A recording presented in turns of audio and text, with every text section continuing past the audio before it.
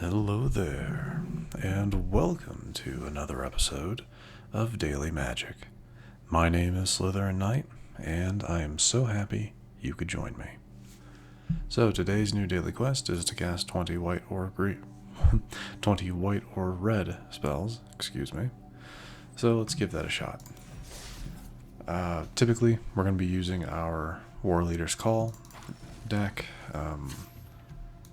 Nothing has changed since the last time we ran this. Still a heavy focus on having like token generations and then cards that add on to that, such as Mondrak, Glory of Dominus, creating an additional token for every token you would create. Witty Roastmaster, dealing 1 damage anytime a creature enters the battlefield under your control. And Warleader's Call, the name of the deck, dealing 1 damage and giving all creatures a +1/+1, but more importantly, dealing 1 damage anytime a creature enters the battlefield. So that, paired with that, can be devastating, especially if you can have multiple on the field. Anyway, that is the deck. Let's go ahead and give it a try. We're going to be playing Standard. I was doing a little bit of ranked in between this episode and the last, mainly because I wanted to see how the Rakdos Legends deck performed in the lower bronze tiers. Pretty good all things considered. But that is not the focus today. Today we are using Warleader's Call. Hopefully it goes well. Not terrible. Go in with an Epicure, creates a blood token, which we can use our Gleeful Demolition on. So that's not bad, but we're gonna go in with Baird first. We'll go in with Baird. I need to get way to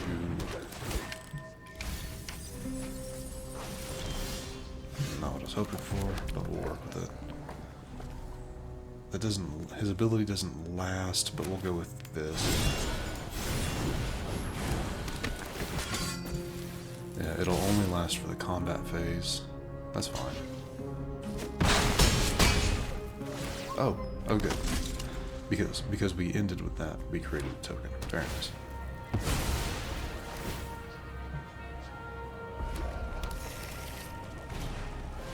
Another analyst. Saw a lot of land just go to the grave. Okay. No real reason to stoke the flames. Let's go with... I'm actually going to go ahead and Gleeful Demolition.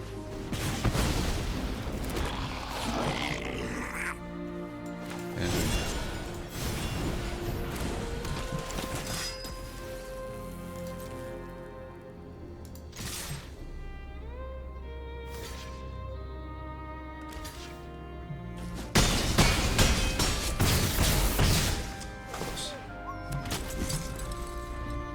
any target. We can finish this match. Yeah, we can finish this match on our next turn. That gives them 1 life. This does 4 damage. But they decide to concede because I guess the 5 cards they had in hand weren't going to help them. Respectable. But that went remarkably well. Even without having our, like, the main bread and butter of the deck out on the field, we still ended up pulling a win, which I like to see that. It makes me feel better about the deck, knowing that you don't need like the main aspect of the deck, the damage because of token generation, for the deck to still succeed. Then again, we had a very good opening hand, and our draw. The cards we were drawing were definitely helping as well. So that is definitely not what's always going to happen. Like this is a little bit of a brick, but we'll run with it because we can Virtue of Loyalty on our second turn to get a Knight. And to get our 2/2 Knight with Vigilance, which is pretty good. Man, they really want me to have the Roastmaster, don't they?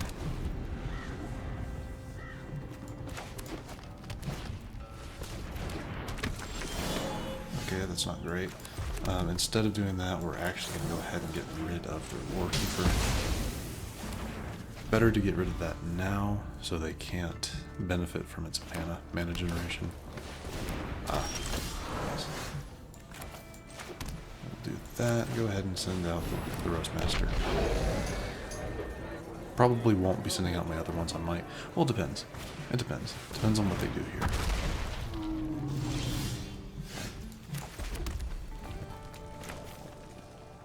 Let's go ahead and do you.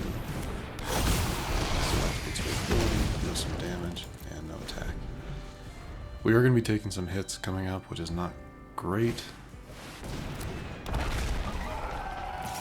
Yeah, I'm about to take them and take a big hit. It is a big hit, but we'll deal with it. Let's go ahead and send in both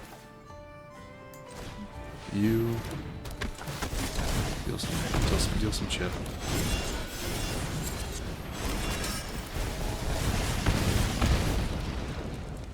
I know if I had had my other ones out in the field, that would have dealt a lot more damage, but at the moment with those on the field, I prefer to deal some chip damage right now.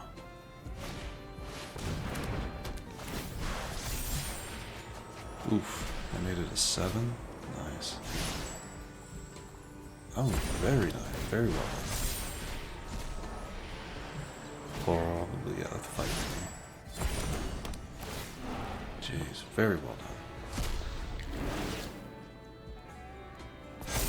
Which allows them to play the card to me. Oh, very nice. Very nice. A lot of luck going into that, but still very well done.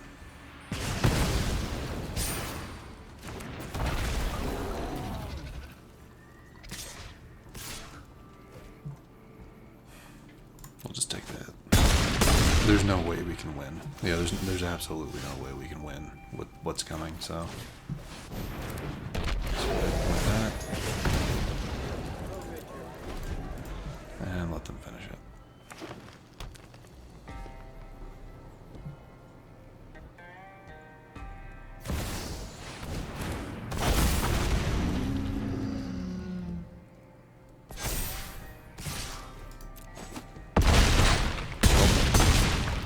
Well played, though I do think that there was a fair bit of luck going into that, but that's okay.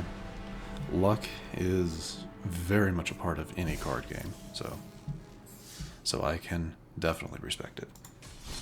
Either way, let us move on into the third match of this episode.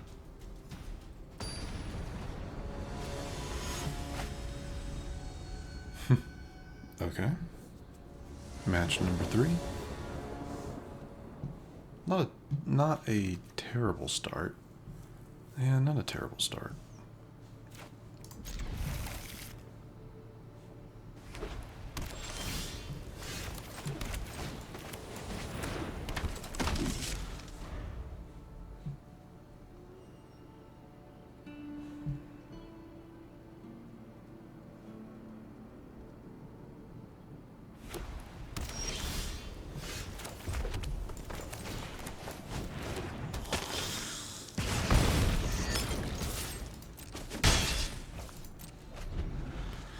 I'd rather deal with the damage than activate its ability. White and black, there's always a chance that they can either just get rid of immediately or they can do something else. So, to me, there's no real reason to... We're going to wait for you. I'm going to wait because I kind of want to use its ability. So, 2 more turns to create 2 Knight tokens. I can wait that long. Maybe. Oh, that's too bad. That gets rid of both of you. And my token. I forgot about that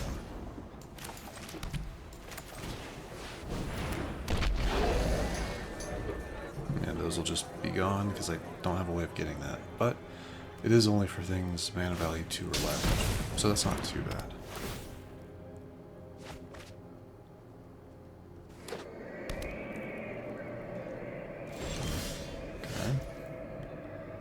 Go ahead and Throw this one for human. This one's ability.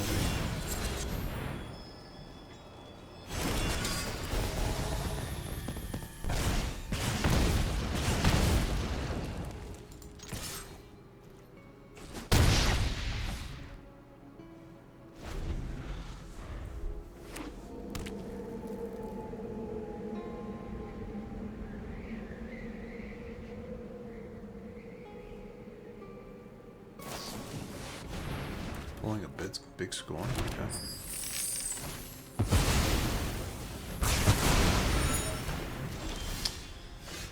Not unexpected, unfortunately. Let's go with Mondrak. I guess I can go with Baird too.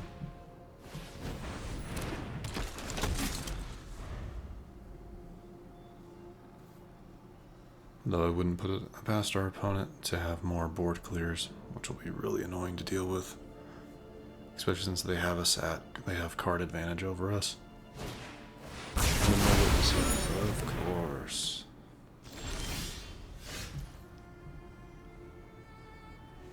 Alright.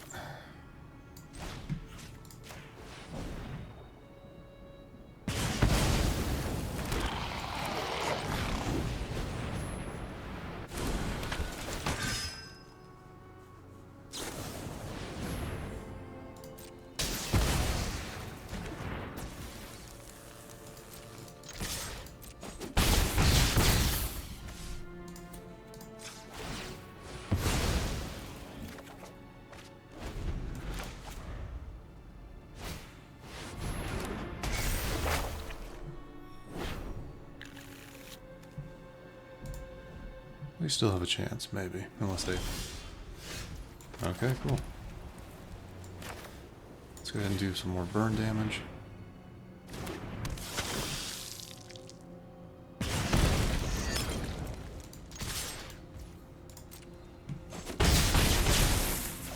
And 4 to the face.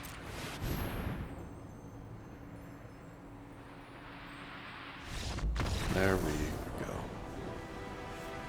Alright, I feel better. It always feels nice to beat an opponent that uses a lot of board clearing stuff, especially when what you're running is a lot of lower cost stuff that would just get swept away. So that does feel better, you know? It makes you feel a little bit better. But anyway, that not too bad. 3 matches, 2 wins. We'll take that. Completed our daily, and we leveled up from that, gaining...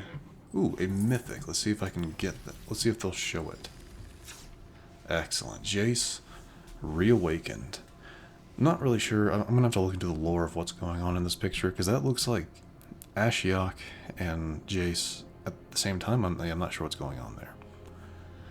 But anyway, this card is very cheap, only 2 blue mana. However, you can't cast this spell during your first, second, or third turns of the game. So you can only play it, on your 4th onward, which makes sense for why it's so cheap. Anyway, one of its +1 abilities is to draw a card and then discard a card. Not bad. The other one, you may exile a non-land card with mana value 3 or less from your hand. If you do, it becomes plotted, which means that you can then play it on another turn for no cost, which is pretty awesome when you think about that. But it is pulled back to only being cards with mana value 3 or less, so that's not that bad. And its ultimate ability, -6. Until end of turn, whenever you cast a spell, copy it. You may choose new targets for that copy. Not bad. Not bad at all. Oh, we do have also a Mastery Orb, which I received like in between episodes. So go ahead and get the second node in the green section, which is a card style for Aloe Alchemist.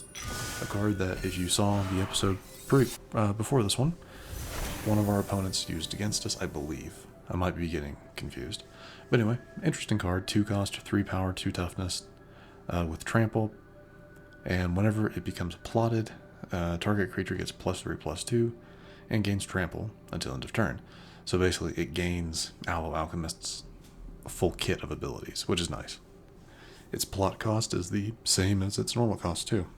All around, a pretty good card. But with that, we are going to wrap things up. If you enjoyed this episode, which I do sincerely hope you did, please feel free to hit that thumbs up button down below.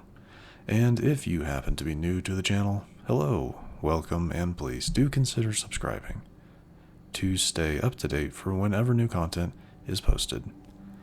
But other than that, thank you so much for watching. I really, really do appreciate it. And I will see you all next time.